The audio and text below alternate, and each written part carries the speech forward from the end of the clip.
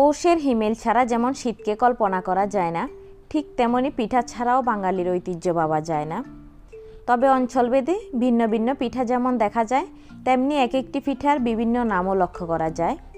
তাই আজকে আমি আপনাদের জন্য আয়োজন করলাম ফেনী ও নোয়াখালী অঞ্চলের ঐতিহ্যবাহী জনপ্রিয় খোলাজা পিঠা বা খোলাজালি পিঠা। পিঠাটি খুবই ঝটফট তৈরি করা যায় আর খেতেও খুব মজার। চলুন তাহলে দেখে নিই কীভাবে তৈরি করা যায় এই সহজ পিঠা রেসিপিটি। রেসিপিতে যাওয়ার আগে যারা আমার চ্যানেলে নতুন এসেছেন তারা আমার চ্যানেলটি সাবস্ক্রাইব করে পাশে থাকা বেল বাটনে ক্লিক করে রাখবেন, আর যারা সাবস্ক্রাইব করেছেন তাদেরকে অসংখ্য ধন্যবাদ। প্রথমে আমরা পিঠা তৈরির জন্য ব্যাটারটা তৈরি করে নেব। একটা মিক্সিং বোলে 2 কাপ চালের গুঁড়া নিয়ে নিচ্ছি।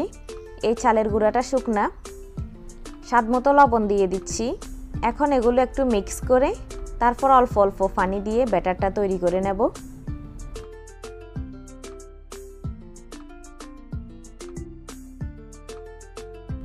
আমার এখানে 1 কাপের চেয়ে একটু বেশি লেগেছে পানি, আপনাদের এর থেকেও কম বেশি লাগতে পারে, এটা চালের গুঁড়ার উপর নির্ভর করবে। এখন ব্যাটারের মধ্যে একটা ডিম ভেঙে দিচ্ছি, এরপর ডিমটা ভালো করে মিশিয়ে নিচ্ছি। মিক্স করা হয়ে গেল, এখন চলে যাচ্ছি পিঠাগুলো বানানোর জন্য। আজকে আমি পিঠাগুলো ট্রেডিশন অনুযায়ী মাটির খোলায় তৈরি করব। সেজন্য চুলায় একটা মাটির খোলা গরম করতেছি। খোলাটা যদি ভালো করে গরম না হয় তাহলে পিঠা উঠানো যাবে না। খোলাটা সম্পূর্ণ গরম হয়েছে কিনা সেদিকে লক্ষ্য রাখতে হবে। এরপর আমি পিঠার গোলাটা একটু মিক্স করে নিয়ে মেজারমেন্ট কাপের হাফ কাপের যে কাপটা থাকে ওই কাপটা দিয়ে ব্যাটার দিয়ে দিচ্ছি, হাফ কাপ। এরপর খোলাটা ঘুরিয়ে ঘুরিয়ে গোল করে ছড়িয়ে দিচ্ছি আর ঢাকনা দিয়ে দিচ্ছি 1 মিনিটের জন্য। 1 মিনিট পর ঢাকনাটা সরিয়ে ফেললাম। এখন আমি একটা খুন্তির সাহায্যে পিঠাটা তুলে নিচ্ছি।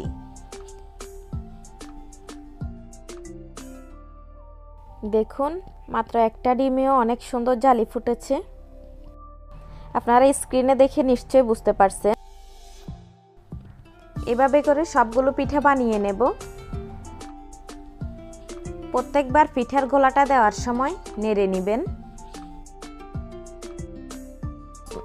আপনারা যারা আমার মতো মুচমুচে পিঠা পছন্দ করেন তারা একটু সময় নিয়ে একটু শক্ত হলে তারপর তুলবেন পিঠাটা।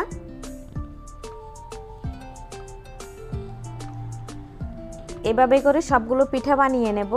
এই পিঠা খেতে খুবই সুস্বাদু। একটা একটা বানাবেন আর সাথে সাথে গরম গরম খেয়ে ফেলবেন। এই খোলাজা পিঠা মাংসের ঝোল অথবা যে কোনো ভর্তার সাথে পরিবেশন করতে পারেন।